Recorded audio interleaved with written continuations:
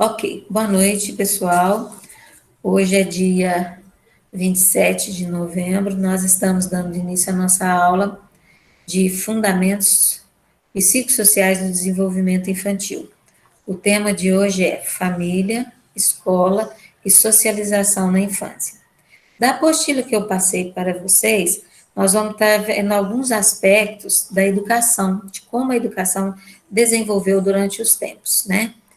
E isso é importante para entender como que hoje tem essas concepções sobre educação. Vou fazendo os comentários seguindo a apostila. Não vou ler a apostila na íntegra. Vou apenas comentando.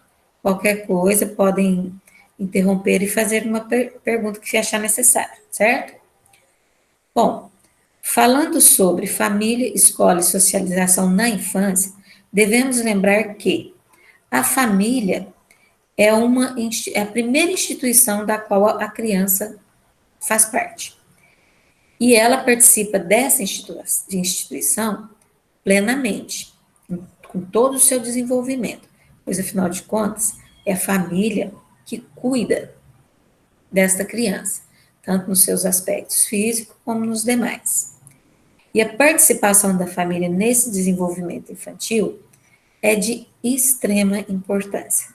Lembrando que é na família que a criança nasce e se desenvolve, né, até adquirir aí ou até estar apta, entre aspas, para ir para uma instituição de educação infantil, certo? Que é lá numa creche, enfim, num CMEI. O homem é um ser que precisa do outro para viver. Lembrando que todo bebê não vai viver sozinho, ele precisa da mãe ou do responsável para tomar conta dele, certo? E a família é considerada esse grupo social necessário para que garanta a sobrevivência deste indivíduo de forma natural e universal, porque a família cuida e ao cuidar, ao fazer parte dessa instituição, a criança também adquire valores, adquire crenças, cultura, tudo dentro deste ambiente familiar. E fica evidente o papel dessa instituição familiar, dessa família, para as crianças no preparo para que elas possam depois ir para a escola. Por quê? Porque é na família que ela aprende a socializar-se. Quando ela chega na escola, ela já tem esses princípios básicos de socialização. Ou seja, gente, que é o viver com o outro, é o conviver, aliás, com o outro, né? É bem aquela máxima que diz: a minha liberdade termina quando a do outro começa. Claro que lá na educação infantil, eles ainda não têm essa concepção criada, vivenciada, mas já experienciaram isso em casa e vão levar para a escola. E lá na escola, tendo um outro meio social, ela vai pôr em prática essa vivência que ela teve, certo? E pensando nisso, nesse processo todo de aprendizagem, né, do convívio, do cuidar, do convívio social, do adquirir conhecimentos relacionados à cultura, a crenças e etc., dentro do ambiente familiar, podemos voltar um pouco no tempo, lembrando que lá nos primórdios, né, alguns séculos atrás, a instrução da criança era totalmente voltada para a família. Não existia a instituição escola. Então, quem provia esses conhecimentos, quem fornecia essa instrução, era especificamente a família. Lembrando ainda que o pai, nesse caso, é que tinha a responsabilidade de passar esse conhecimento voltado para o trabalho, para os seus filhos. Então, ele passava de pai para filho o conhecimento que provia a sua sobrevivência. E com o passar do tempo, o que foi acontecendo? Foram aparecendo estudiosos, filósofos, e que foram transmitindo conhecimento para os jovens, para as crianças. E eles observaram o seguinte, que eles podiam, entre aspas, treinar alguns jovens, alguns adolescentes, para ajudá-los nesse ofício de ensinar. E assim foi o que foi acontecendo, gente. Quem aprendia, aquele jovem, aquele adolescente, ajudava o seu mestre a ensinar os outros. E se a gente pensar até hoje, isso acontece, né? Porque aqueles que se destacam geralmente dão uma ajuda para os colegas, dão uma ajuda para o profissional que está ali dentro da sala de aula. E antigamente essa educação passava de pais para filho, não só na parte instrucional, de conhecimentos, propriamente dito, mas também de valores, de como, de cultura, do que se acreditava naquela época. Mas com o passar do tempo, a educação tomou uma abrangência maior. Então perceberam-se que precisava de ter alguns lugares específicos para que essa educação acontecesse. Foi aí, gente, que começou a ter propriamente dito o ensino formal. Mas esse ensino formal, infelizmente, ele era voltado só para aquelas áreas da sociedade ou pessoas da sociedade que eram mais bem abastardas, vamos dizer assim, ou seja, nobreza, né? Então, tinha direito a essa educação os filhos dos nobres. E os demais adquiriam conhecimento, os conhecimentos da sua família, do meio social em que viviam, ok?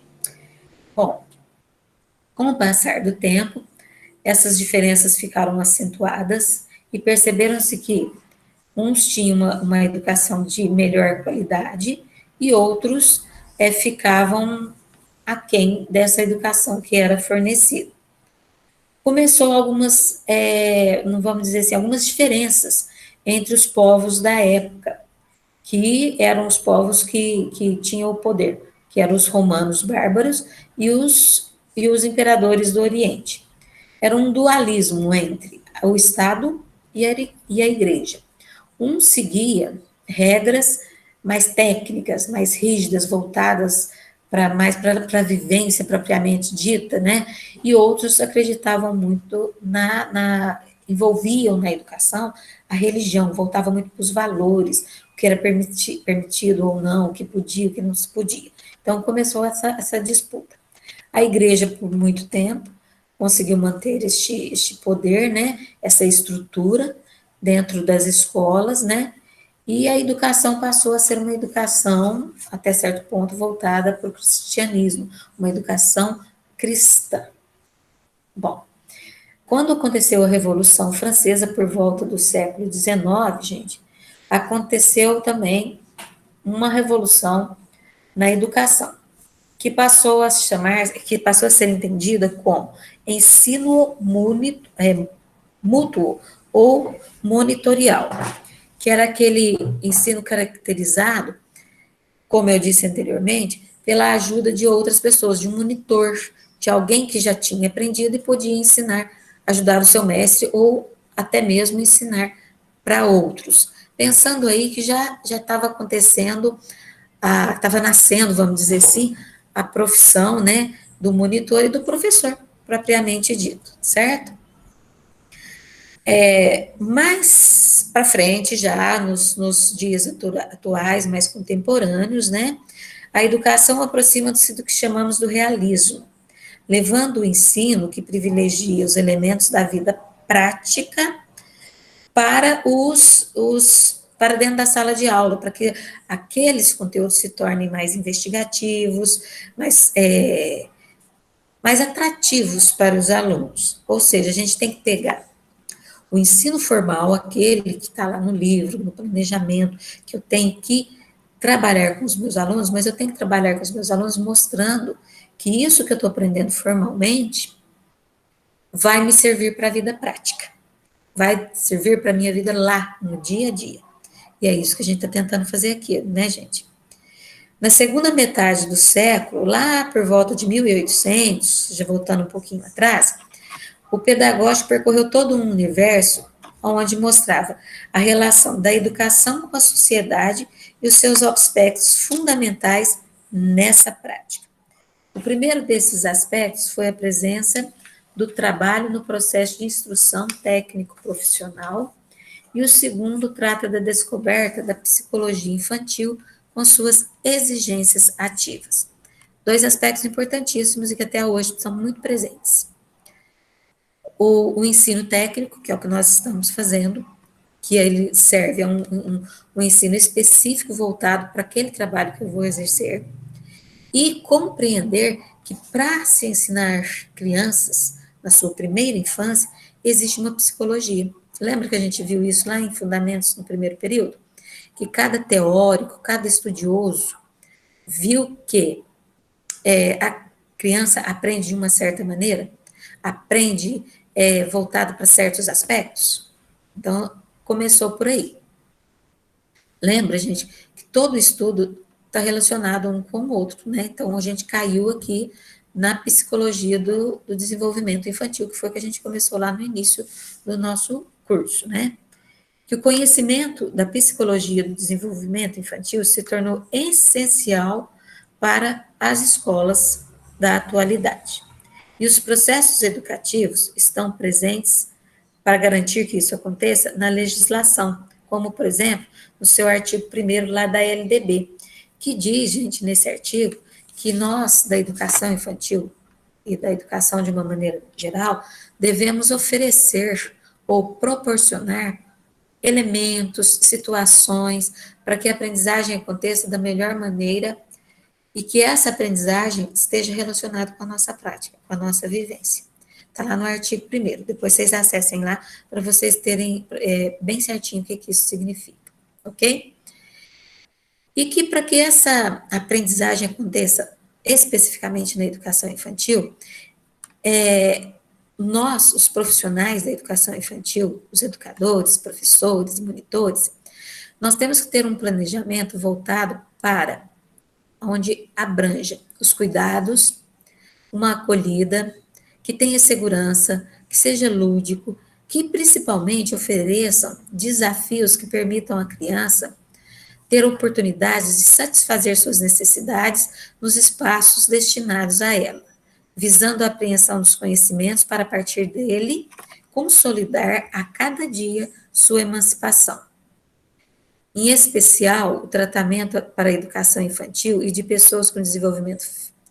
Esses aspectos que eu falei, deixa eu voltar atrás. Esses aspectos que eu falei, eles desenvolvem em especial os processos de desenvolvimento físico, cognitivo, emocional e social, indicando o caráter de formação das crianças, que foi o que nós vimos nas duas apostilas anteriores.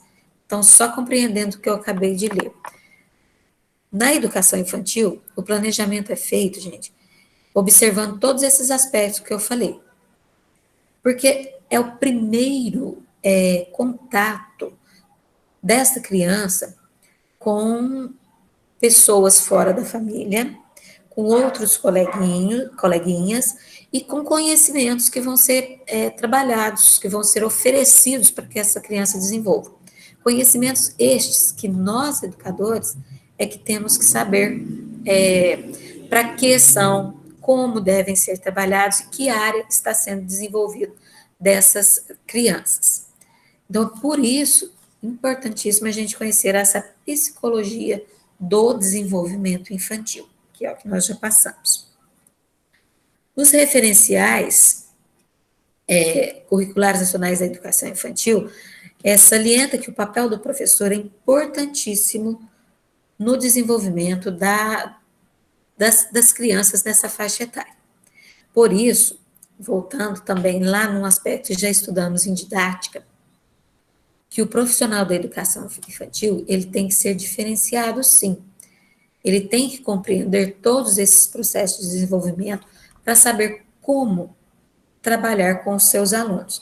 Então, tem que ser um profissional muito comprometido, curioso, que tenha vontade de estar fazendo as suas atividades, ser criativos, fazendo essas atividades que eu digo, no sentido de pesquisar, procurar a melhor maneira de trabalhar com essas crianças, ser muito lúdico, muito dinâmico, porque criança é bem assim. E para isso é que a gente tem essa parte de fundamentação. Para isso que a gente passa para a gente inicia o processo de conhecer um pouco dessa psicologia da educação infantil, ou a psicologia infantil, para que a gente possa desenvolver o nosso trabalho, certo?